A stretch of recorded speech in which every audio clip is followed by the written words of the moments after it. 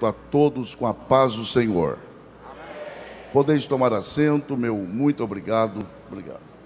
Antes que eu leia o texto sagrado e com alegria passe a compartilhar a palavra que o Senhor tem colocado no meu coração para esta noite, ou início de noite, eu quero que vocês saibam que para mim é uma alegria retornar a Camboriú para participar do 38º Congresso dos Gideões Missionários da Última Hora, e estar aqui sempre foi, é e sempre será uma honra, um privilégio e um grande desafio.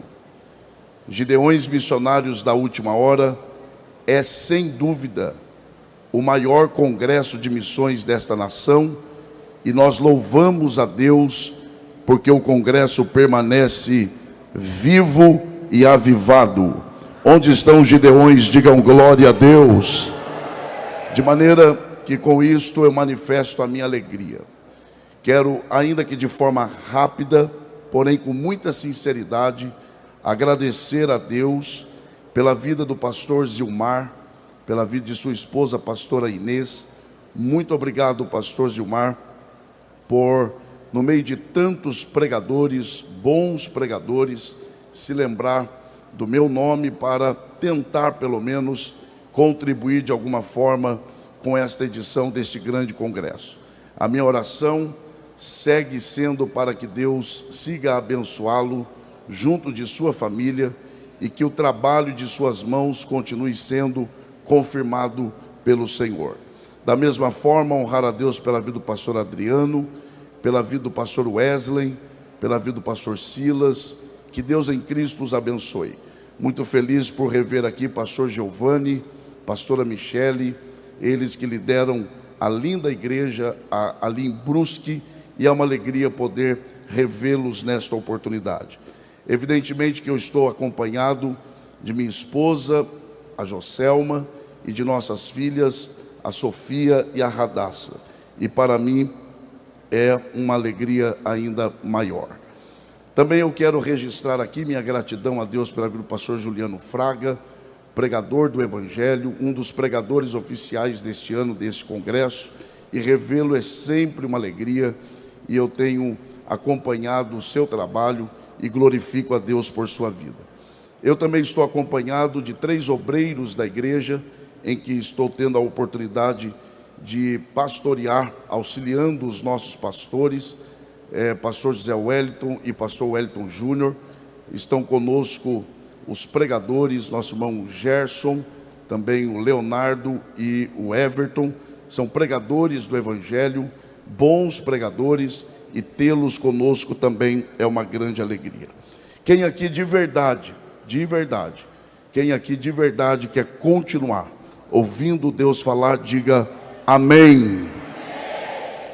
O Senhor tem ministrado ao meu coração o desejo e me feito sentir a necessidade de compartilhar a respeito deste assunto com os irmãos e com o Brasil e o mundo que nos acompanham. Abra sua Bíblia, por favor, na Epístola aos Hebreus. Epístola, ou se você preferir, Carta aos Hebreus. Quando você encontrar esta linda e importante carta, localize aí, por favor, o capítulo de número 11. Alguém aqui ainda tem forças para dar glória a Deus? Você ainda tem pelo menos um motivo para dizer aleluia. Hebreus, capítulo de número 11. Quando você encontrar o capítulo de número 11 desta carta, identifique aí, por favor, o versículo de número 1. E leremos somente este versículo. Hebreus, capítulo 11 e versículo de número 1. Os irmãos e as irmãs que encontraram, por favor, se manifestem dizendo graças a Deus. A palavra do Senhor diz assim: ora, a fé é o firme fundamento das coisas que se esperam e a prova das coisas que se não veem. É um versículo só. Ler a Bíblia nunca é demais, e isto nos favorecerá na tentativa de compreendermos um pouco mais a este respeito. Portanto, eu peço que em alto e bom som, pausadamente, leiamos todos juntos o mesmo versículo. Vamos lá, 1, 2, 3. Ora, a fé é o firme das coisas que se esperam e a prova das coisas que se não veem. E só os que podem digam amém. Podeis tomar assento, muito obrigado.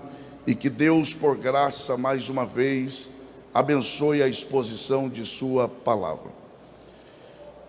Eu começo nesta oportunidade reconhecendo de que estamos diante de um texto que nos é extremamente familiar. Eu diria que esse é um daqueles textos bíblicos que nós podemos chamá-lo de um dos textos clássicos da Bíblia. Por se tratar de um dos textos mais lidos, amados, apreciados e, por que não dizer, um dos textos mais pregados pelos pregadores. Isso é tão verdade que quando eu mencionei que leríamos Hebreus capítulo 11, é muito provável que a maioria de vocês aqui assimilou que nós leríamos alguma coisa relacionada à fé. Isto confirma que de fato este é um texto com o qual nós estamos familiarizados. E eu diria mais, nós estamos de certa forma acostumados. Porém, se nós queremos de verdade, pelo menos tentar, e quando eu uso a expressão tentar, eu estou sendo muito sincero com vocês. Se queremos pelo menos tentar entender primeiro por que esse texto está aqui desta forma, isto é, por qual motivo, qual a razão pela qual o Espírito de Deus inspirou o escritor desta carta para nos oferecer uma definição, uma explicação a respeito do que é fé. Em segundo lugar, se queremos também identificar quais são os objetivos pelos quais existe essa definição final, essa definição objetiva a respeito da fé, se queremos alcançar isto, identificar isto, é preciso trilharmos pelo caminho correto da interpretação desse texto. E por incrível que pareça, o primeiro passo nesta direção não é olhar para o texto. Este, na verdade, tem sido o equívoco de muitos, de ler o texto e se apegar apenas àquilo que se lê. É preciso que haja uma dedicação para se ler, mas se observar algo além do texto. Quando eu proponho isto, eu estou querendo dizer que é preciso olhar para além daquilo que foi lido, isto é, olhar não só para o versículo, não só para o capítulo, é preciso olhar para a carta como um todo, mesmo porque o que nós temos lido nesta noite, na verdade, é parte de uma carta, e ninguém consegue compreender uma parte da carta sem levar em consideração a carta como um todo. Quando você recebe uma correspondência, ou uma carta, algumas coisas são levadas em consideração.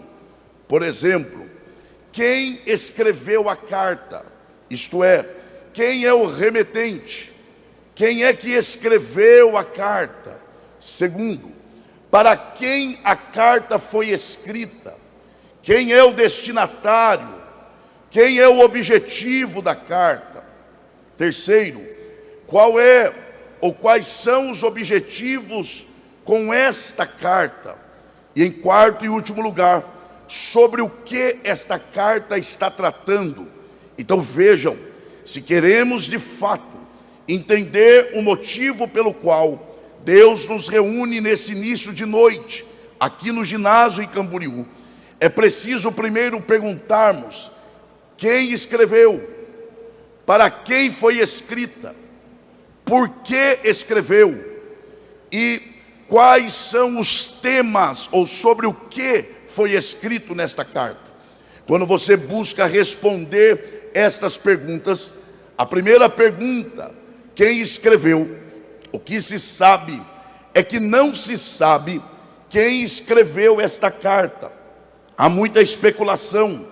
Há quem diga que tenha sido Paulo, há quem diga que tenha sido Apolo, há quem diga que tenha sido um dos discípulos do apóstolo Paulo, por conta da forma de se escrever, o palavreado e até mesmo a capacidade de conhecimento sobre o Antigo Testamento.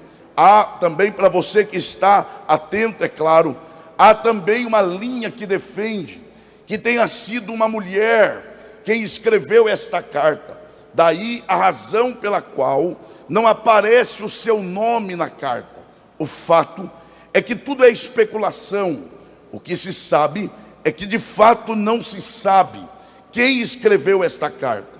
Porém, se por um lado não se sabe quem escreveu, por outro lado se sabe com clareza que esta carta, ela foi escrita para hebreus, judeus, irmãos, hebreus que haviam se convertido ao Evangelho, e agora, por causa da conversão, deixaram o judaísmo para trás, e por causa disto, estão sofrendo perseguições, e por causa dessas perseguições, eles se dispersaram, e agora dispersos, eles estão sofrendo, eles estão em adversidades, eles estão sofrendo perseguições, e isso aqui é fundamental para entendermos a definição de fé. Quando o escritor aos hebreus, inspirado pelo Espírito Santo, escreve a esses irmãos estão em sofrimento, esses irmãos estão em adversidade, esses irmãos estão sendo perseguidos, esses irmãos estão em aflição, e pior, eles estão sofrendo as privações mais básicas, aquilo que é mais básico à vida humana. Estes irmãos estavam privados disto. É a este público que o escritor aos hebreus escreve e envia esta carta. Daí, para você que está atento, começa a ficar claro quais são os objetivos desta carta. Ele escreve esta carta, primeiro, para consolar esses irmãos. Segundo, para encorajar esses irmãos a enfrentarem os problemas, a enfrentarem as adversidades de frente. Mas não só isto, ele também escreve, preste atenção nisto, ele também escreve para exortar esses irmãos. Exortar não no sentido de punir, mas no sentido de chamar a atenção. Por quê?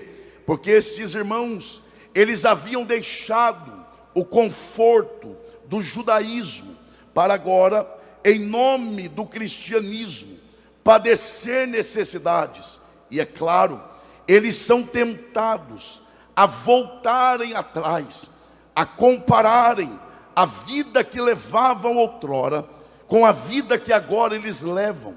E constantemente eles são tentados a desejarem e até a voltarem atrás. É aí então que o escritor aos Hebreus, guiado pelo Espírito, escreve esta carta para exortá-los, adverti-los, dizendo a eles: não voltem atrás.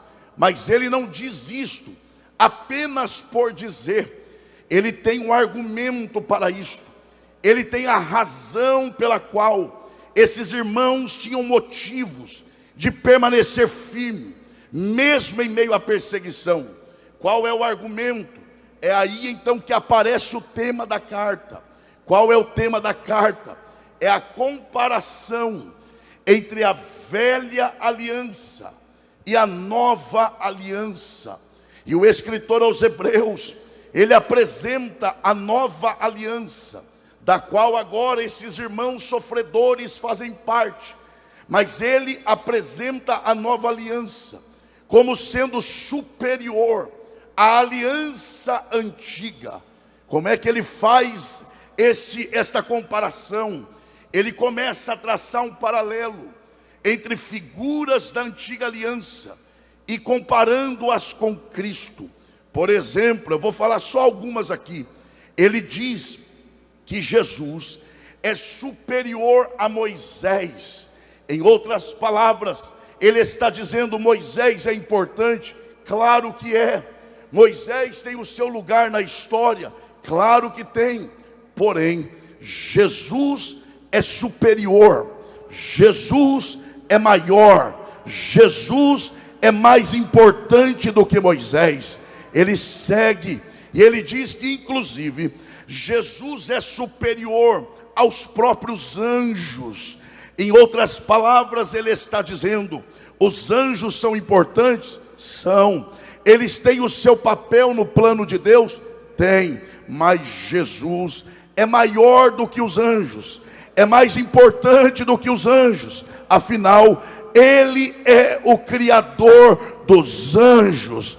Agora, o que eu acho mais lindo, pastor Gilmar, e me dirijo ao senhor com muito respeito, é claro, é quando o escritor aos Hebreus, ele traça um paralelo comparativo entre Jesus e Josué. Ele diz que Jesus é superior a Josué. E ele diz por quê? Ele diz porque Josué foi capaz, preste atenção nisto, foi capaz de introduzir os seus pais no descanso, mas não foi capaz de introduzir o descanso no coração de seus pais. É como se ele dissesse: é verdade, Josué introduziu seus pais na terra prometida, mas Israel viveu batalhas constantemente, não tendo paz no coração. Mas aí ele diz que Jesus é diferente. Jesus não somente promete que nos introduzirá no descanso eterno, mas como já agora ele introduz o descanso em nossos corações. Em outras palavras, o que o escritor está dizendo a esses irmãos é: sigam em frente, porque em meio à adversidade, em meio à privação, em meio aos embates da vida, o Senhor é capaz de dar descanso ao seu coração, dar paz ao seu coração. Quem crê que Jesus é capaz de trazer paz ao coração em meio à guerra, levante a sua mão e aproveite para dar o melhor glória a Deus que você já deu aqui nesta noite. É dentro desse, se me puder me ajudar só um pouquinho no retorno, não falo mais sobre isso.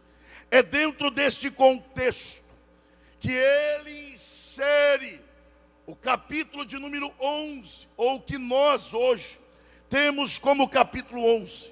Você não pode perder de vista a quem foi escrita esta carta, sobre o que foi escrito, porque o capítulo 11 não é outra coisa senão uma contribuição a este propósito.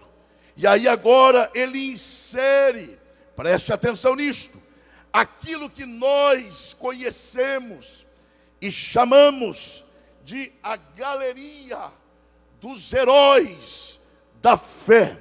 Se você pode, com voz de Gideões, e eu conheço vocês, diga bem forte: galeria dos heróis da fé. Vejam, o capítulo 11 nada mais é do que a apresentação desta turminha do Antigo Testamento. Essa turma aqui é descrita como homens que andaram errantes pelo caminho. Olha agora, homem dos quais o mundo não era digno. Homens, preste atenção, que foram cerrados ao meio. Ele está escrevendo para um povo que admira esses heróis.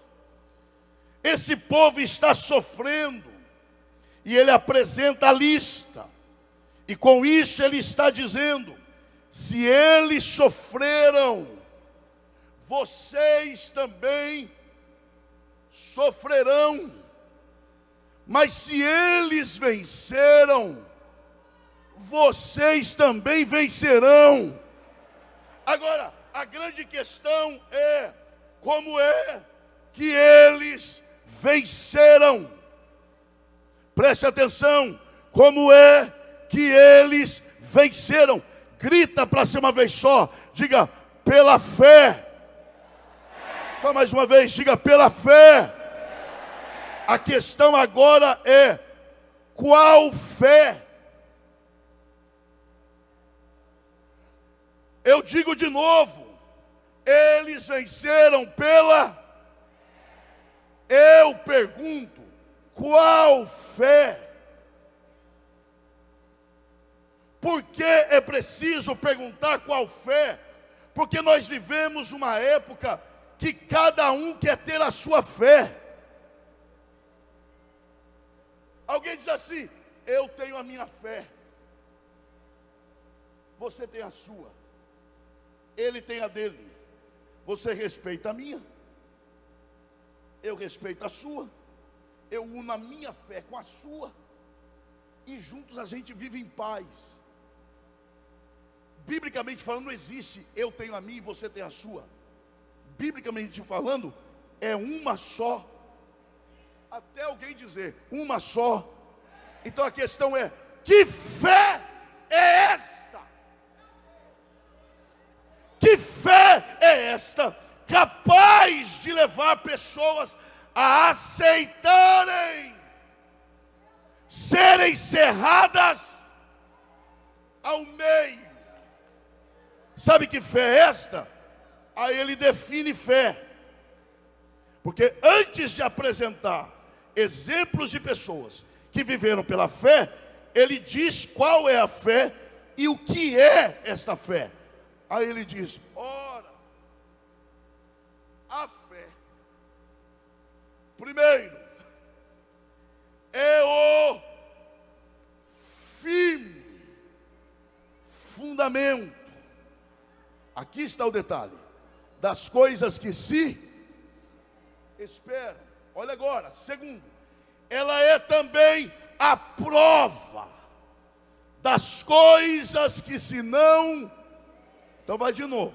Primeiro, a fé é a base, é a estrutura, não é o fundamento, é o firme fundamento, é aquilo que mantém a casa em pé, é aquilo que ninguém vê, mas é o que sustenta a casa em pé. O vento sopra, a chuva cai, a casa balança, mas quando o vento passa, ela está em pé. Ela é a base sólida. Ela é a base sólida, eu preciso adiantar, do que?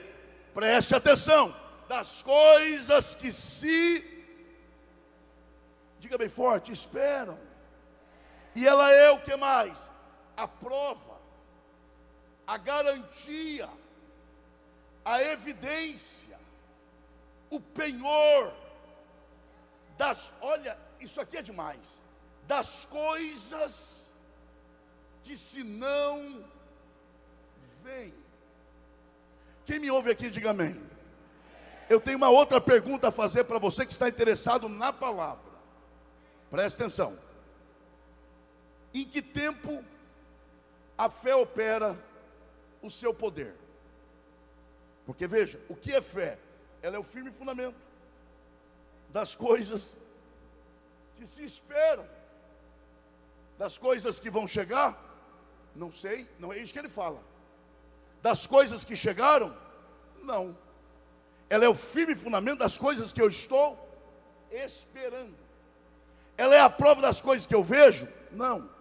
Das coisas que eu vou ver? Não. Ora, a Bíblia diz que Abraão morreu sem ver o cumprimento da promessa. E aí tem gente que diz que quem tem promessa não morre até que se cumpra.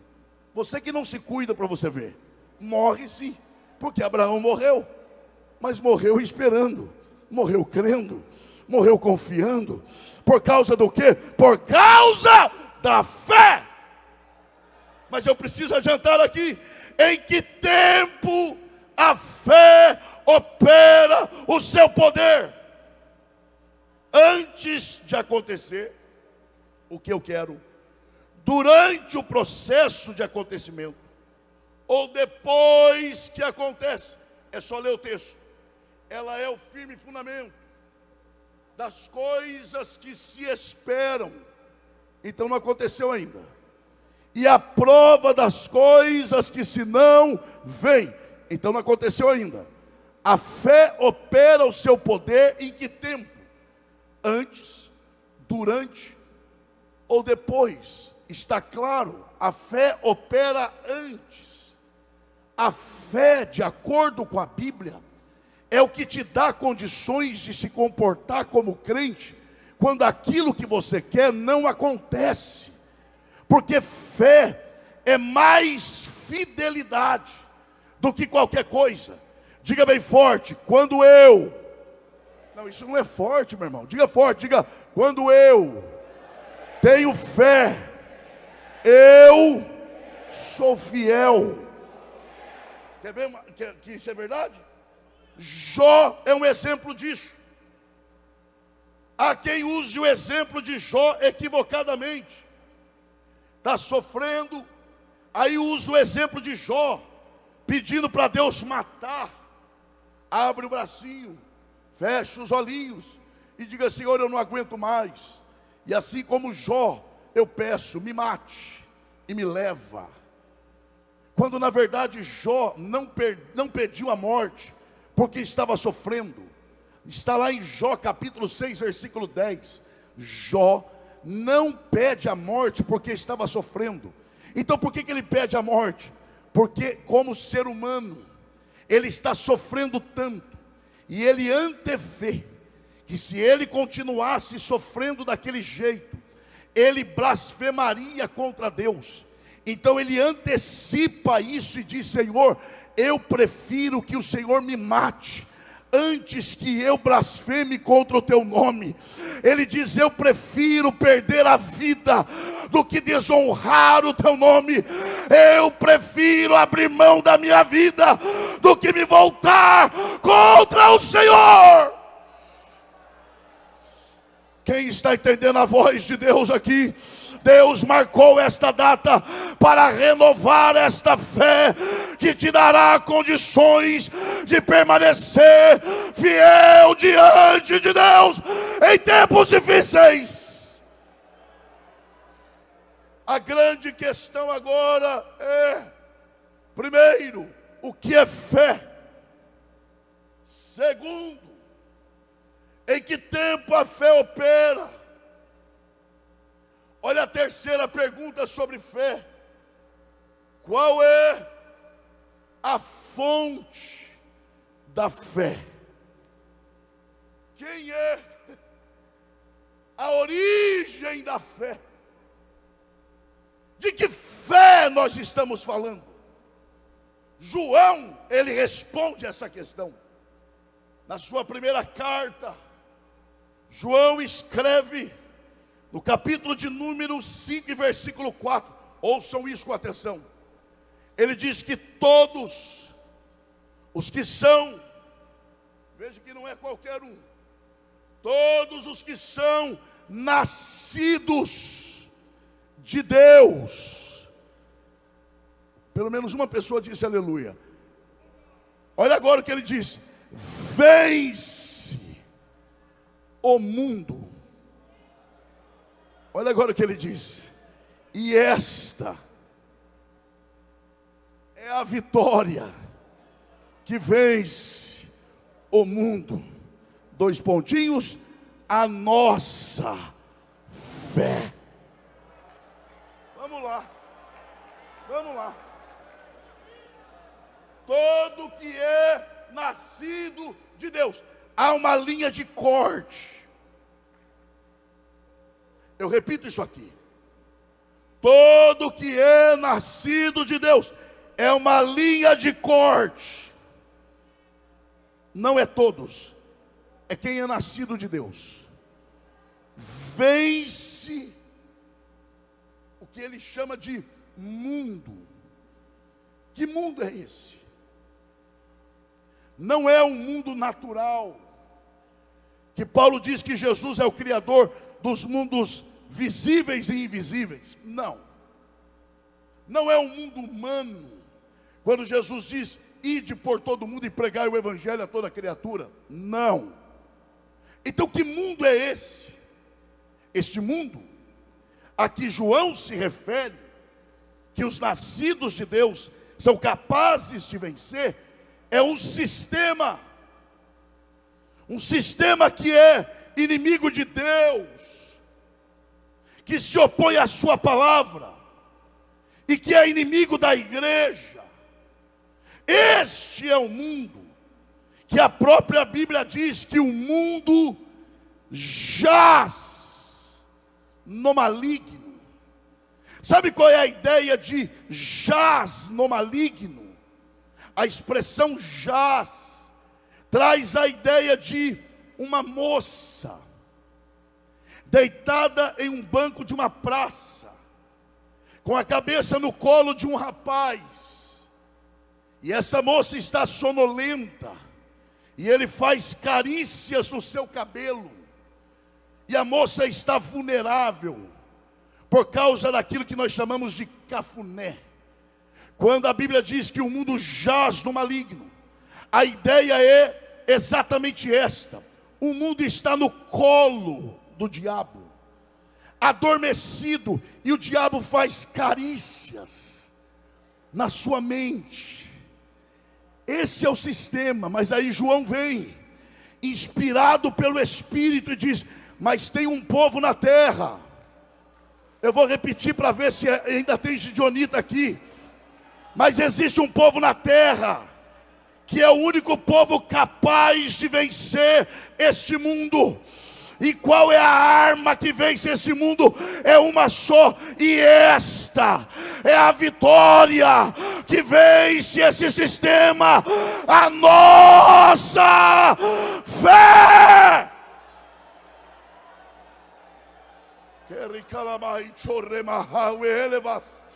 Onde está a mão que você levanta para adorar ao Senhor? Toque o ombro da pessoa que está perto de você e diga: não é a sua fé. Vai com ânimo para ele acreditar. Diga: não é a sua fé, não é a minha, é a nossa fé. É a nossa fé.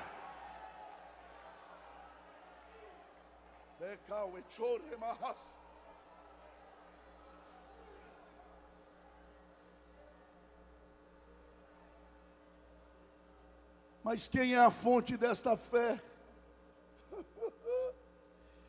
Quem está me ouvindo, diga amém. Quem é a fonte desta fé? A Bíblia responde. Claro que responde. Olha, eu sei que não é culto de ensino, é congresso dos Gideões. Mas tem uma coisa aqui, tem espaço aqui, é a Bíblia. Então vai lá. Gente, Esse é um dos versículos que eu mais amo na Bíblia.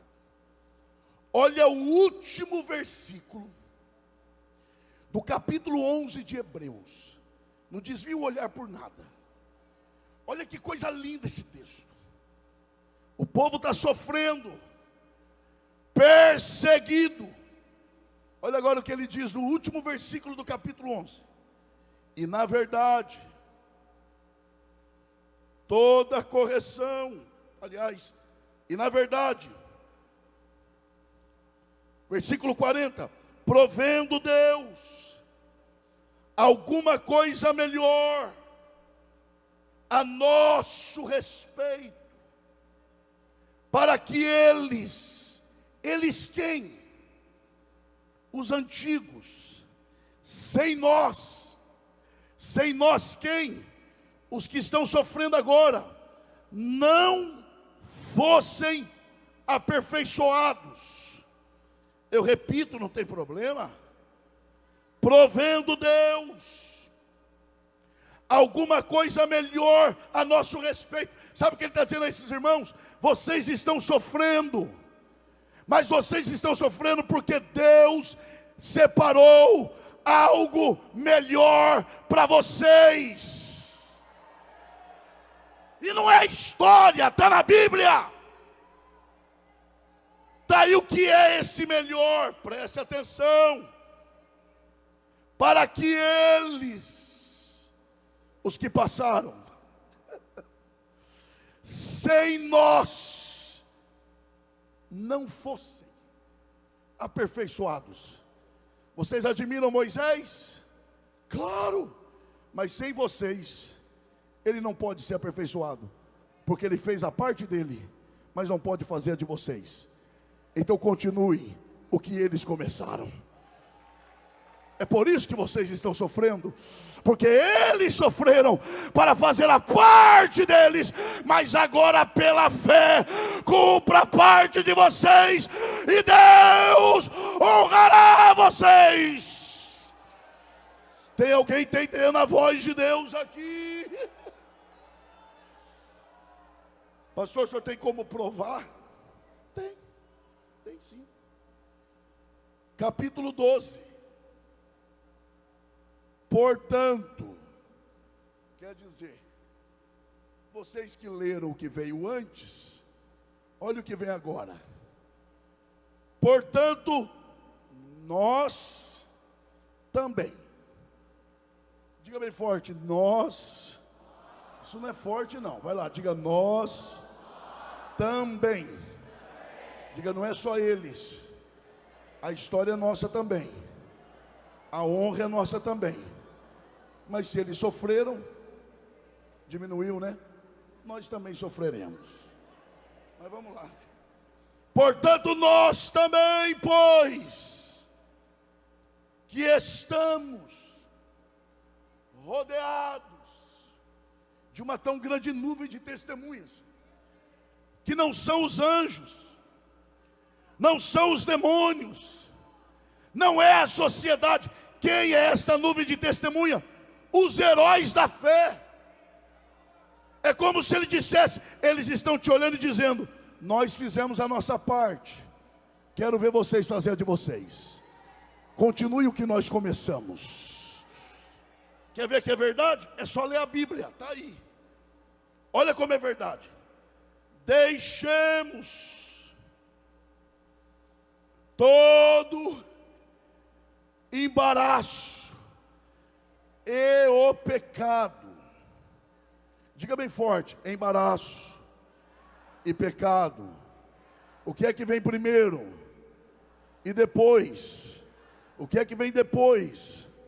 E o que vem primeiro? Porque ninguém começa pecando, começa se embaraçando. Ninguém começa fazendo, começa ali nas voltas, se embaraçando. É por isso que Paulo diz a Timóteo: o bom soldado de Cristo não se embaraça com as coisas desta vida. Mas se você crê, esta é a noite em que Deus chega antes da queda, antes que se torne pecado. Ele é poderoso para cortar o laço.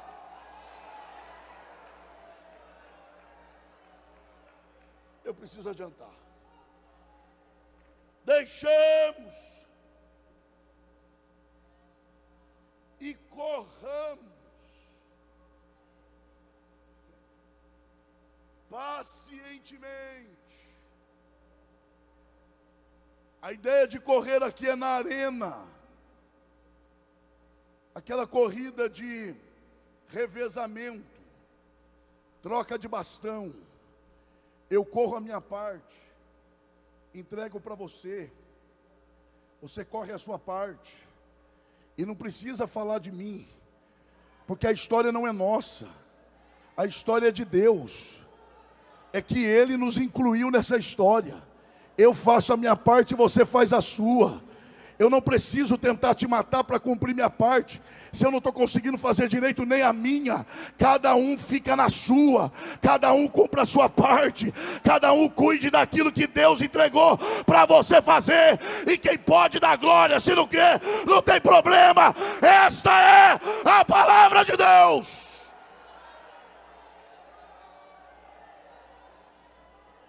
Os heróis correram. Agora é a vez de vocês. Eu preciso adiantar. Olhando.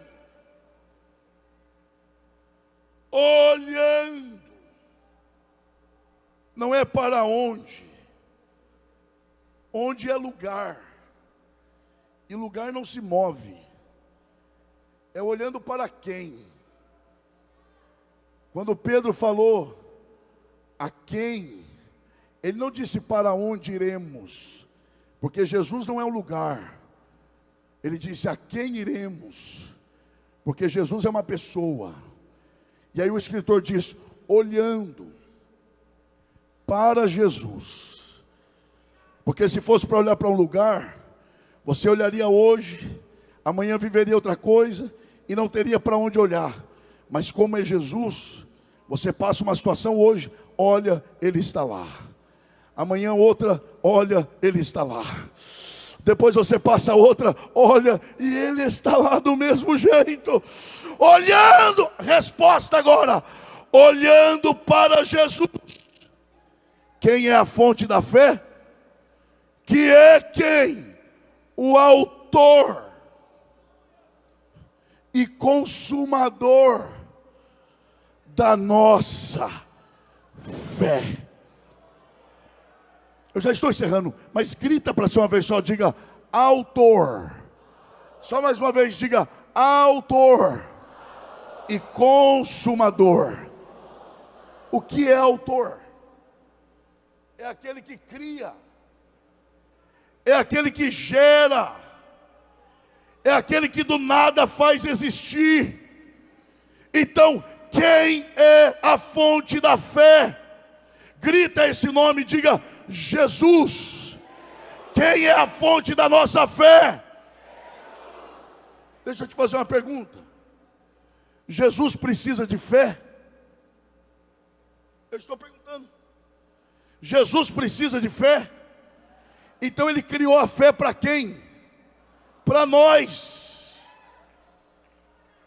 Pastor, não entendi. Vai entender agora.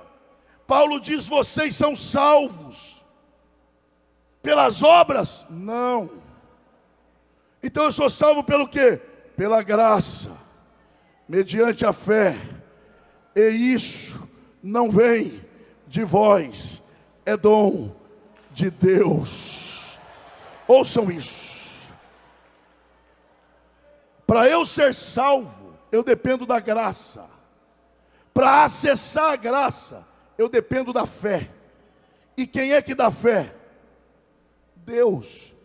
Então o que sobra para mim? Nada, a não ser ajoelhar, abaixar a cabeça, fechar os olhos, estender a mão, receber e agradecer o resto da vida. Porque a graça vem dele, a fé vem dele, tudo vem dele. Mas Ele não é só o autor, Ele é autor. E o que mais? Vai lá. Autor e o que mais? Então a fé começa nele e termina nele. Afinal, porque dele e por ele e para ele são todas as coisas.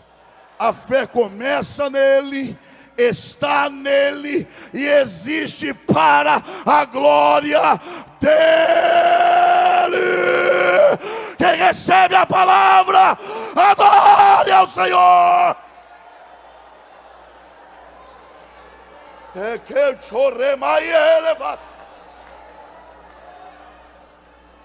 É mais ou menos isso aqui, ó. Ele gera fé em mim. E ele não é do tipo que gera fé e diz agora se vira. Não. Ele gera a fé e diz eu comecei, eu vou com você até o final. Me dá a mão aqui. Começamos juntos, vamos terminar juntos.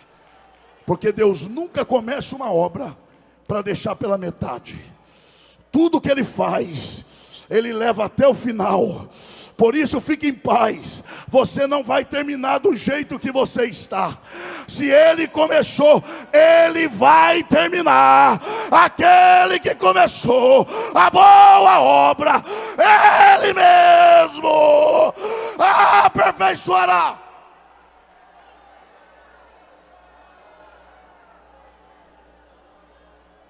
Para encerrar,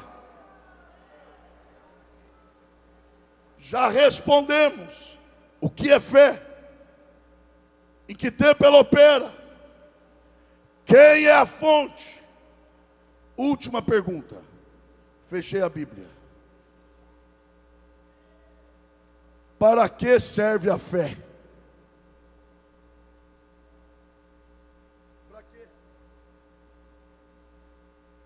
Quer ver? Quem é que tem fé aqui? Diga amém. Tem gente que até desistiu de ter. Vai lá de novo. Quem é que tem fé aqui? Diga amém. Para que serve a fé?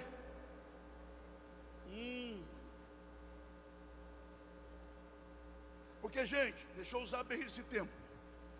Presta atenção nisso. De que adianta ter a arma certa se não souber usá-la? Imagine uma faca de cozinha bem afiada nas mãos de uma boa cozinheira, domingo, 10h30, 11 horas da manhã. Alguém disse glória aí. Agora imagine a mesma faca, na mesma casa, na mesma hora e dia, só que nas mãos de uma criança de 2 anos. É a mesma faca, só está nas mãos erradas. De que adianta ter fé se não sabe usá-la? Então vamos ver o que a Bíblia fala sobre isso. Paulo, no capítulo 6 de Efésios,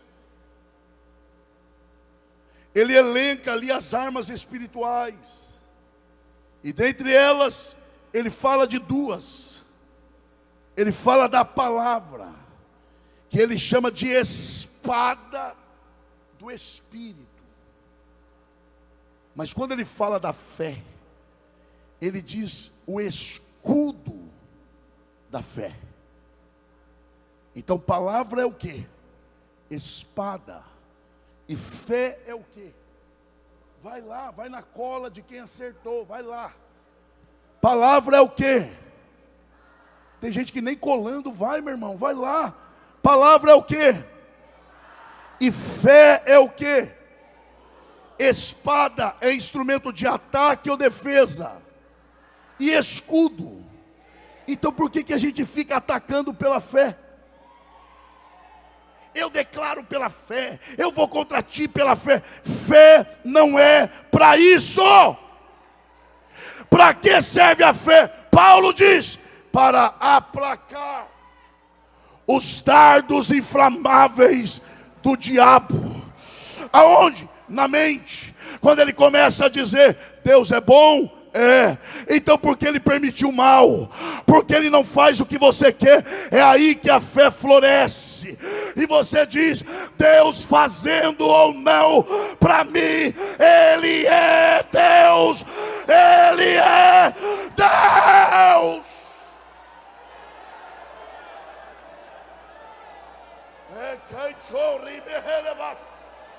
Onde está a mão que você levanta para adorar ao Senhor?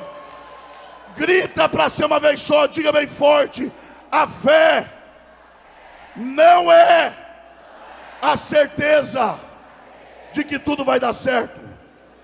Diga: a fé é o que me dá condições de continuar acreditando que Deus é Deus, quando tudo está errado, está tudo fora do lugar, Ele é Deus.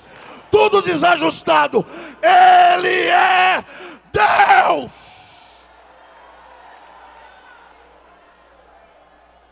Então, para que serve a fé? Não vai dar tempo, mas leia Hebreus 11. Pela fé,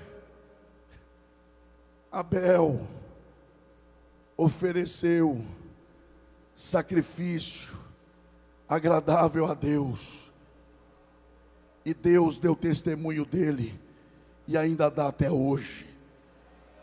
Diga: pela fé. Diga: pela fé. Diga: pela fé. Deixa eu te perguntar: quem é que alcançou testemunho de Deus? Caim ou Abel?